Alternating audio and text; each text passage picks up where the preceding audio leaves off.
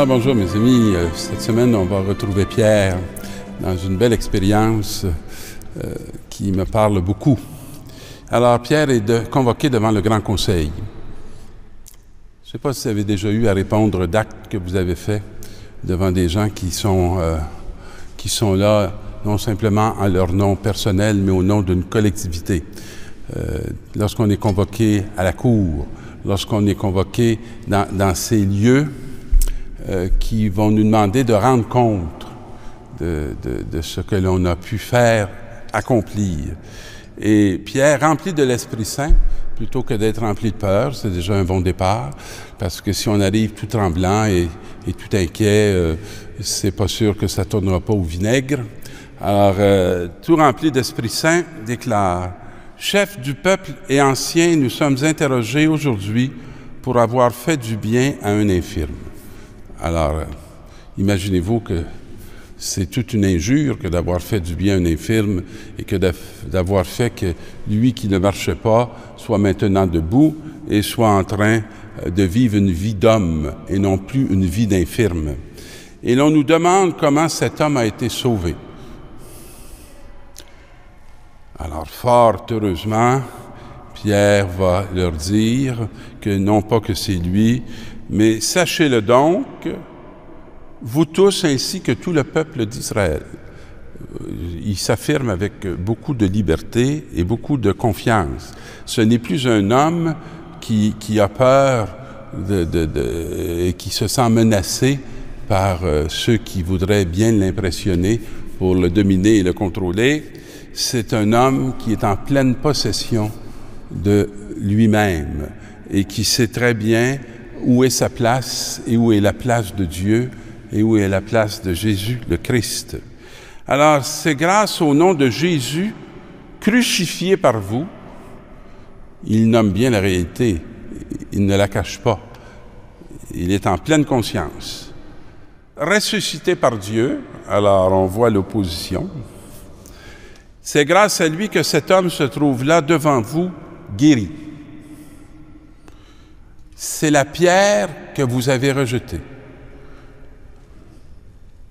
Vous, les bâtisseurs, et il est devenu la pierre d'angle. Vous avez voulu prendre la place de Dieu, vous, les bâtisseurs, et lui, il est devenu la pierre d'angle. En dehors de lui, il n'y a pas de salut. Vous n'êtes pas les messies de cette humanité qui vous est confiée. Et son nom donné aux hommes est le seul qui puisse nous sauver. Un très beau kéring, une très belle annonce, faite avec courage, avec force, devant des hommes qui ont dû être fortement impressionnés de ce petit pécheur qui se tient aussi debout que cet infirme. Pierre, qui avait été très infirme de cœur, est maintenant, lui aussi, par la grâce de Jésus-Christ, debout, en train de marcher sur le chemin de la mission et de rencontrer, comme Jésus l'avait fait, ceux qui l'avaient éliminé. Et pour ces hommes, ils devaient commencer à percevoir que celui qu'ils avaient cru s'être débarrassé réapparaissait sur 1001 visages. On ne se défait pas ainsi de l'Éternel. Mes bien-aimés, dans la deuxième lecture, voyez comme il est grand l'amour dont le Père nous a aimés. Il a voulu que nous soyons appelés enfants de Dieu. Nous le sommes. Et voilà pourquoi le monde ne peut pas nous connaître puisqu'il n'a pas découvert Dieu. J'espère qu'on ne peut pas vous saisir si on ne connaît pas Dieu. Parce que si on peut vous saisir sans connaître Dieu, ça veut dire que votre logique ou votre réalité, elle est bien, bien terrestre et bien, bien mondaine. J'espère que souvent vos attitudes, vos comportements, vos paroles échappent à l'entendement. Parce que pour saisir les enfants de Dieu, il faut vraiment connaître Dieu. Nous sommes enfants de Dieu et ce qui ne paraît pas encore clairement va venir. Lorsque le Fils de Dieu paraîtra, nous serons semblables à lui. C'est une belle espérance de notre ami Jean. Et nous le verrons tel qu'il est, pas tel que nous l'imaginons, mais tel qu'il est dans sa réalité. Et dans l'Évangile, on va nous parler du bon pasteur, le vrai berger. Et j'aime toujours ces phrases qui disent « Le vrai berger donne sa vie pour ses brebis ». On est un monde qui avons développé beaucoup de fonctions, qui avons beaucoup de méfiance par rapport aux engagements de vie, qui avons beaucoup de difficultés à saisir qu'il y a des fidélités qui vont être capables d'accueillir ce qui semble complètement déraisonnable. Le berger mercenaire, lui, n'est pas le pasteur, car les brebis ne lui appartiennent pas. Pour appartenir dans ce sens-là, il faut se donner entièrement.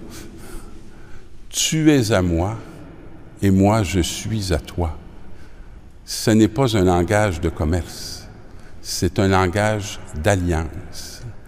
Et c'est un langage d'alliance éternelle lorsqu'il est vécu dans le souffle de Dieu, vainqueur des ténèbres et de la mort.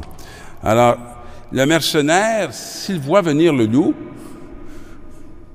abandonne les brebis, s'enfuit, et le loup s'empare et les disperse. Combien de fois j'ai vu des personnes s'imposer comme des sauveurs, tasser des hommes ou des femmes plus humbles, prendre leur place pour obtenir le profit de prendre soin de ceux qu'ils semblaient reconnaître comme bien précieux.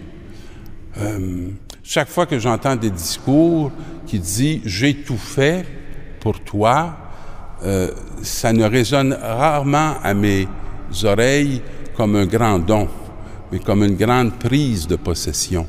Et d'ailleurs, beaucoup de mes amis me font remarquer que dans l'expression « j'ai tout fait », il y a aussi « j'ai tout fait ».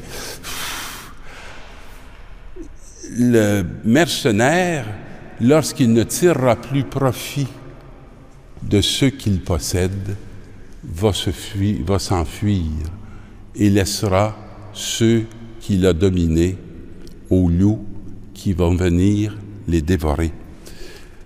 Ce berger n'est qu'un mercenaire, puis les brebis ne comptent pas vraiment pour lui. Moi, je suis le bon pasteur, je connais mes brebis me connaissent comme le Père me connaît, et je connais le Père, et je donne ma vie pour mes brebis. Je nous souhaite cette belle expérience de connaissance dont nous parle Jésus, et de connaître l'autre du dedans, et d'être connu de l'autre du dedans, pour que cette appartenance mutuelle nous rende capables de se donner l'un à l'autre, pour qu'au cœur de ces alliances vraies et authentiques puisse naître un royaume et puisse aussi grandir des êtres qui nous sont confiés pour découvrir le vrai visage de l'amour, qui est celui de ce Dieu, Père, Fils et Esprit, qui nous est révélé en Jésus-Christ et par lequel je vous bénis au nom du Père et du Fils et du Saint-Esprit.